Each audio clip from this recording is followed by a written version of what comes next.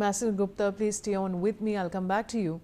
Now, the Trump administration is preparing for a high-stakes meeting with Danish officials next week, seeking to discuss how the U.S. can acquire the world's largest island. The White House has spoken frequently about taking control of Greenland in the wake of a weekend military operation to dispose Venezuelan President Nicolas Maduro, raising alarm in Europe about Washington's territorial ambitions.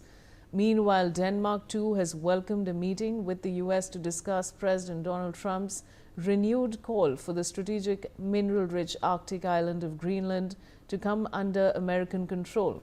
Both Danish and Greenlandic officials will be present at the upcoming meeting with U.S. Secretary of State Marco Rubio. Denmark has repeatedly asserted that Greenland is not for sale and sees the meeting as dialogue that is needed. Amidst Trump's threats, the leaders of Canada, France, Germany, Italy, Poland, Spain and the UK have joined Denmark's Prime Minister Mette Frederiksen in defending Greenland's sovereignty in the wake of Trump's comments about Greenland, which is part of the NATO military alliance. I have Ambassador Gauri Shankar Gupta back with me. Ambassador Gupta, now if this is the way Trump goes about his territorial ambitions, perhaps every country in the world that is not as powerful as the US should be stressed out, really. What do you feel about that? And the second part of my question is, what do you think will come out of this meeting? Vaishali, I'm very clear that Trump wants Greenland. He said that in the beginning of his, once he took over presidency, soon after that. And he has indicated that he is exploring various options. One option is our, second is a long-term lease. Third is, a sort of implied control over the territory. And nothing works when he will invade.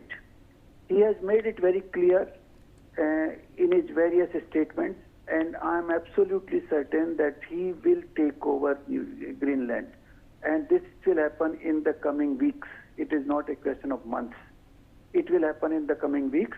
He is not going to be deterred what Europeans say.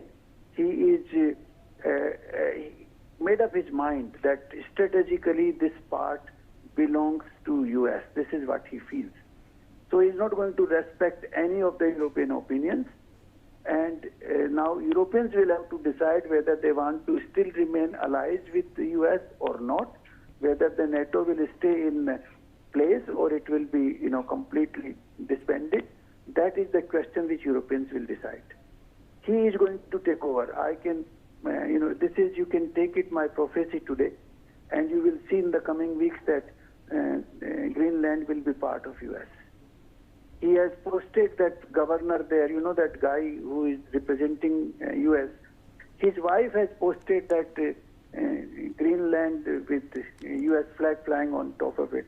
And that has been, the talk of the town all over. It has been seen by, I don't know how many million people have seen that particular comment on X.